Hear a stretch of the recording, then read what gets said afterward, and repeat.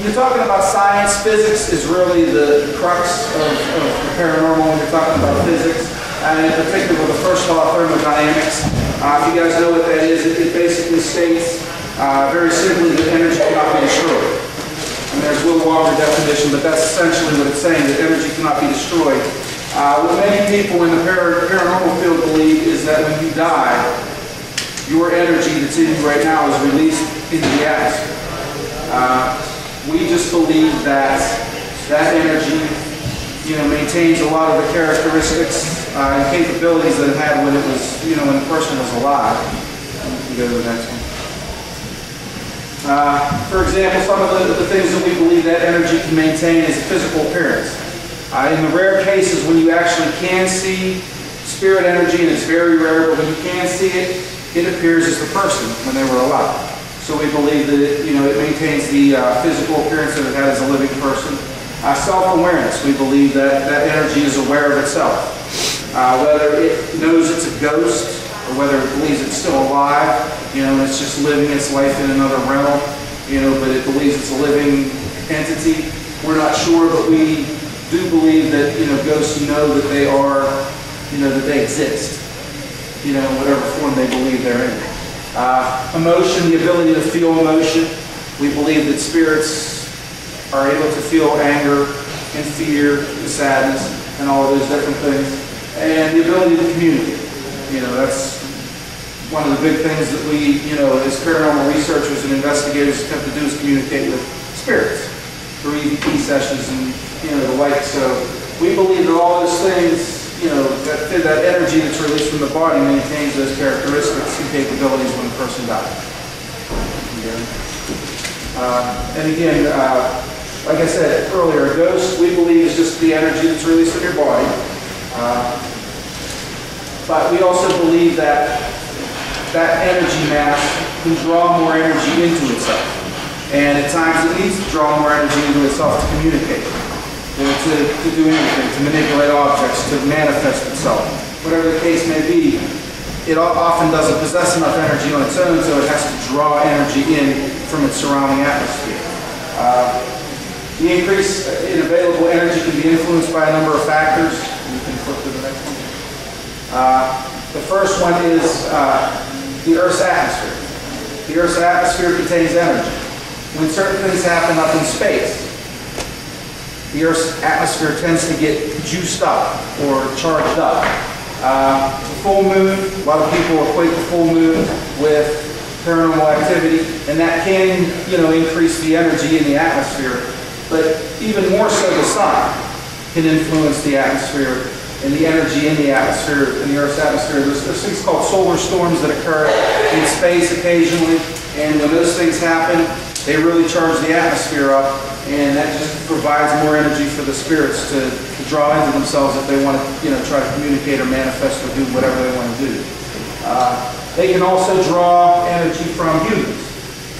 We have energy in our bodies. A lot of times when we're on investigations, or even people that are just in a haunted location, they live there, they work there, when you start to feel like a dizziness or a lightheadedness, you start to feel weak or nauseous, that possibly could be, we believe, a spirit trying to draw energy from you. And that causes you to have a physical reaction to that, to the spirit's trying to draw energy from you. And equipment. If you're a paranormal investigator, you've been doing this for any length of time, you probably have had equipment failure. Fully charged camcorders, fully charged equipment just die for no reason. The battery was charged completely when we started. That's one of the things we do before every investigation is we charge all our equipment. Why does it inexplicably just shut down sometimes?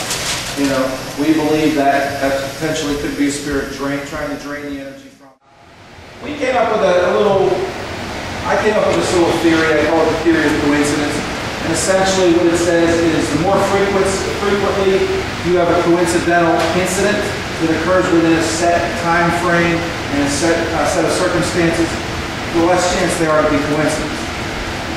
And I have a couple of examples to better explain what I'm talking about. We did an investigation at a private residence up in Greenville, Pennsylvania. It's up in Mercer County, I think. It's up north, way up north. And essentially the family was experiencing what they thought was demonic or dark energy in their house. It was mostly targeting the 15-year-old girl that lived in the house, but it also started more recently to pick on the 13-year-old son. Now, everybody in the family, there was the mother and the grandma also lived in the house. They had all experienced things, in the house, but it was really targeting, the kids, and particularly the girl. She was waking up with bruises and stuff like that, unexplained. She would feel like she was being physically attacked in her bed. They would hear all kinds of footsteps, and just all kinds of things would happen in their home. We went and did we did 2 investigations there actually, and I don't remember if it was the first or second investigation. The first one, we actually had, now you've heard of it, and I mentioned before about equipment draining and stuff like that. To me, this is probably the most impressive thing that we've ever had happen on an investigation. I'm more convinced that this place is haunted than any place that we've ever investigated, probably. There's very few places that I would put above that house. And we didn't see any ghosts. It wasn't like anybody got touched or attacked, or we didn't see a full body apparition. I've personally never seen one. But we had 8 different pieces of equipment malfunction in like 4 hours. 8 different pieces of equipment.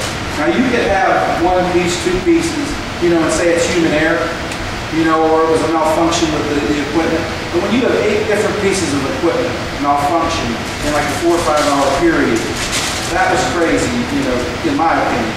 We had a digital voice recorder that didn't record. The guy said he turned it on. He was positive that he turned it on before he left it in the room. All right, so maybe he forgot to turn it on. Maybe his mind wasn't in the right place and he forgot to turn it on. But then we had one of our camcorders. We had actually 2 camcorders in use. I was using one, Melanie was using one. The camcorder I was using, I was recording. I thought I was recording for 30 minutes because we use 30-minute discs in our camcorder. It went all the way through the whole thing, through the whole cycle. At the end, when it gets to about 29 minutes, it starts to flash this little icon warning you that the disc is about to run out. And then at the end it says, your time's run out and it shuts down. Well, it went through all that stuff. It did all of that, gave me the indication that it was the 29-minute mark and the disc was about to run out. But when we went back to review the last 11 minutes, it just inexplicably didn't record. And during that 11 minutes, we heard walking around in the hall outside of the little boy's bedroom. That's where I was recording when I was using this disc. I was in the bedroom. And we actually went back to review right on the spot to see if we picked that up. And the last 11 minutes wasn't there. So I don't understand that. Then Melanie was using one of the camcorders, a different camcorder in the girls' room. And it was just her and one of our other investigators, Diana, and she was sitting on the floor and she actually turned the camera off for a minute and put it back. And all of a sudden, and we're recording on audio the whole time, so all of this stuff, you could actually hear this going on. You could hear Melanie all of a sudden say, I turned this camera off, why is it grinding? Because with the Sony, I don't know if anybody uses Sony camcorders, I don't know if any other camcorders do this, but we use the Sony camcorders. They kind of make this grinding sound when they're in record mode. It doesn't really pick up on the video too much or anything, but you can hear it. It just goes, and it does it like every 30 seconds or so. Well, it started doing that even though the camera was off and on the floor. And you can hear Melanie say, I turned this camera off, and she actually picks it up. And when you turn it on, it makes a totally different sound from anything else that it does. You have to turn the camera on for it to make this like chime sound. And she picks it up, and we can actually hear her go, this is off, and turn it on, and it goes, doo-doo-doo. So we knew the camera was off, yet it's in there grinding and making this noise. So we're like, well, what the heck, why is it doing that? So the freakiest story of all, and there was a couple other incidents that occurred with the crazy one, the really crazy one. We were up in the girls' room again, and we actually had a camera, a CCTV camera set up in her room, and we weren't sure if there was going to be enough light. And we just got these new infrared lights, these external infrared lights that we use sometimes in addition to the lighting in the camera itself. And we took the light up to the room, and we decided we weren't going to use it because there was enough light. The room was small, we didn't need the light. So we just set the light down on the desk in the little girls' room. And there's actually a battery pack that you have to hook up to to the light to power. And it's just a plastic, like a black plastic holder with 8 like AA batteries. And it has a little wire that hangs off of it that you hook up to the camera. Well, the thing is sitting on the desk, and we're in there investigating, we're doing some EVPs and stuff, and all of a sudden we hear like this crackling sound. It's like sizzling, and it's real faint, and we're trying to figure out, we all heard it, we all stopped, and we're like, it took us like 2 or 3 minutes to figure out what was going on. And we're listening, we're like, you guys hear that crackling sound? And everybody's like, yeah, I hear it, but I don't know what it is. So we're looking around. When we look on the desk, and the batteries that are completely disconnected from everything, just sitting there alone next to the light, but completely disconnected, are leaking battery acid out of the bottom of the batteries. And fortunately, it was on a notebook. We just happened to set it on a notebook. And the batteries were sizzling. And this battery acid was leaking out like a 6-inch puddle. Now, why would batteries that are completely, even hooked up, they shouldn't be. If they weren't hooked to anything, they're just sitting there on the desk, and they're leaking battery acid and sizzle.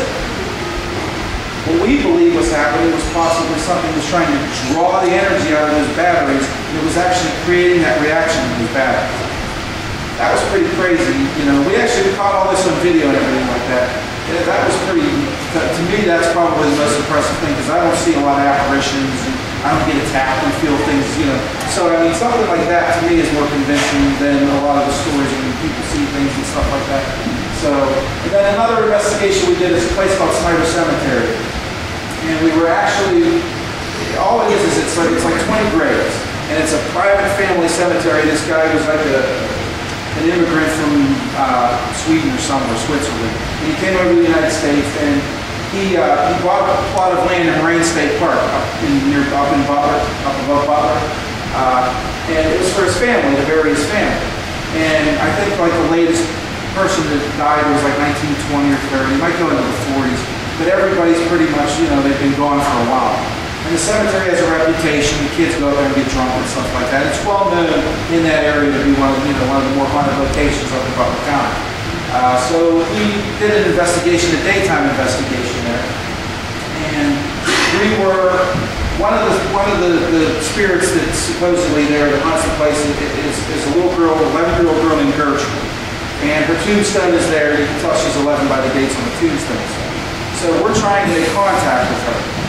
And we're, like we do with a lot of kids, we invite them to play a game, or to play hide and seek, or to play tag. And we try to get this children's spirits to communicate with us that way. Well, you can hear Melanie and one of our other investigators trying to get Gertrude to play tag. And Melanie says, "We want to come out and play tag, you're in it." It's actually what she called the game. So, fast forward about 20 minutes. One of our other investigators was using an EMF detector, and she started to get spikes, like high spikes. Now we're out in the middle of the woods. This cemetery is basically, it's a concrete wall. It's about 30 by 20 feet maybe. There's tombstones in there, and there's a little gate, and it's woods behind it. There's nothing. And there's woods on the other side. There's just a dirt road that goes back, and you can't even find it really unless you know where you're going. So there's no power lines, there's nothing that would be creating any kind of electrical, in the air or anything like that. And she's getting spikes. And as she's walking out into the woods, the spikes are increasing. She's going out and she's getting, you can hear her on the recording say, I'm getting 0.6, I'm getting 0.8, I'm getting 0.9. And she goes out and it's like something is leading her out into the woods. We would never go out into the woods. The cemetery, this is like 30 or 40 yards from the cemetery where she ended up. So we know we're just out there. She was actually led out there, we believe, by these spikes getting higher and higher as she's going out. She came upon a box.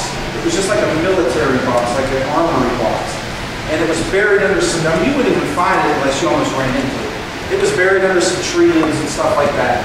And she's like, I found this box out there, what the heck is this? So the rest of us go out and we're checking it out. And you can hear all this going on the recording. And I'm like, well, I'm going to open it and see what the heck's inside. And they're like, no, it's a bomb or something, don't open it. Well, I'm open it, and I don't see what the hell's in it. So I open the box up, and inside, there's a little handwritten note that says, leave offerings for the spirits. And there's all these little trinkets, little toys, little things that people left in there for the spirits. And so we're like, all right, so big deal. And then on the underneath, because the lid like opened like a flap, and underneath, attached to the underneath was like this skeleton thing that was like a Halloween decoration that you would put on your door at Halloween. When you press the button, it says all these goofy things. All right, so I pressed the button and it said something stupid, but I didn't think twice about it. So fast forward now, several days later, we're reviewing our evidence. Well, Melanie calls me. I was like away for work, and she calls me. She's like, "You're not going to believe this." She said, "But when I'm listening back, first of all, we got an EVP. As soon as I open the box, I said I'm going to open the box and see what's inside. It times it almost perfectly. When I would have opened the box, we get a very distinct little girl's voice. All it does is go, ah. But it's a very clear tone voice. I mean, you can hear a little girl in the tone.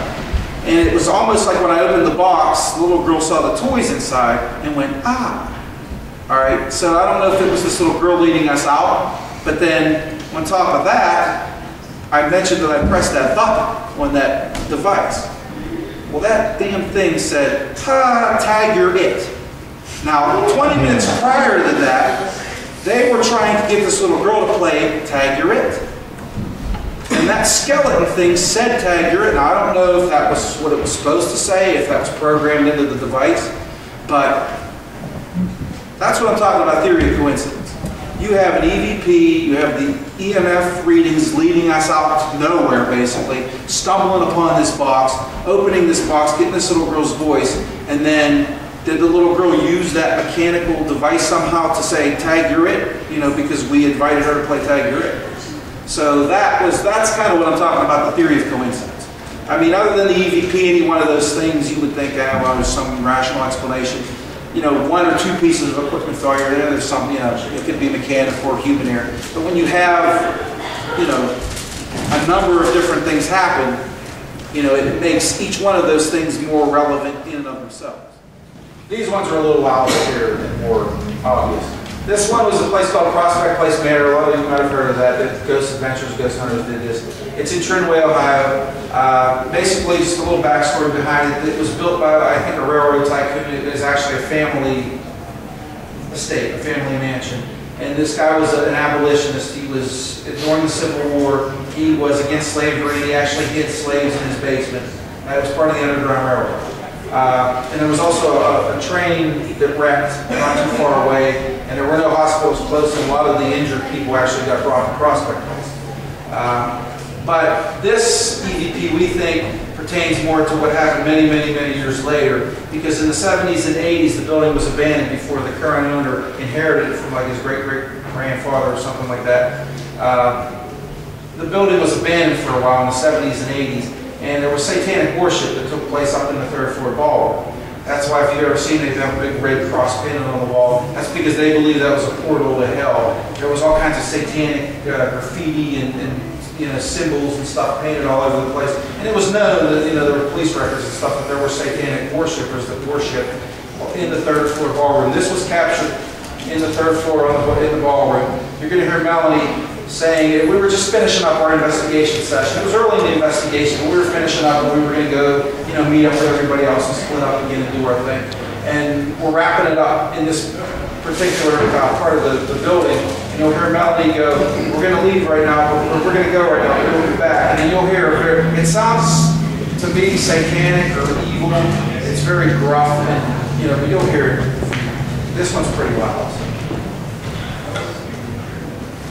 Today we're leaving for right now, and we're leaving now.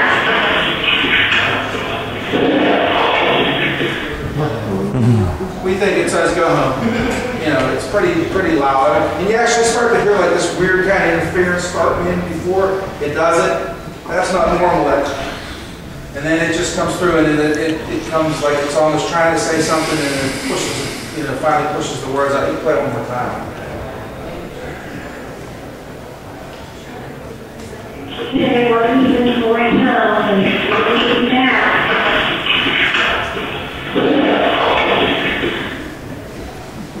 That sounds kind of evil to me. It sounds a little scary. And it's in response to her, because she's saying we're gonna go now, we'll be back. tells us go home. All right, so now the third one, this one is, it kind of pertains to our psychic. Amy, the first investigation we did at this place called the Grove City Historical Society, this is also one of the top 2 or 3 places, I think, as far as findings that we've ever investigated.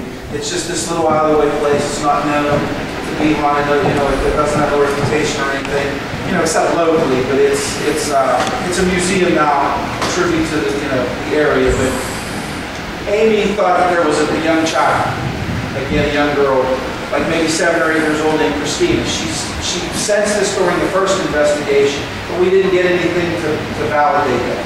We went back again a second time, and again, she was like, I'm sensing this little girl. There's a little girl named Christina. You're going to hear Amy, again, we're trying to get the spirit to communicate by playing hide and go seek this time. Now you're going to hear this, it's going to be very clear. You're going to hear an obvious child respond that we think says you're hot, meaning you're getting close. People use the phrase you're hot, so you can go ahead and play that.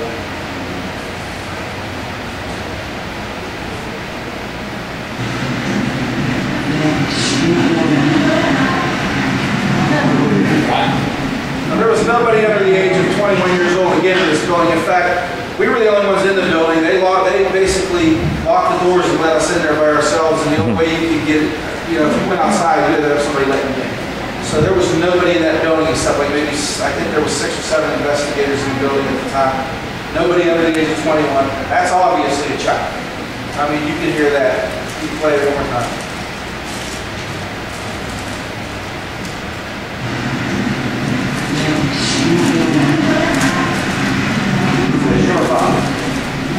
I don't know, to me that's a child's voice and it's very clear, so, all right,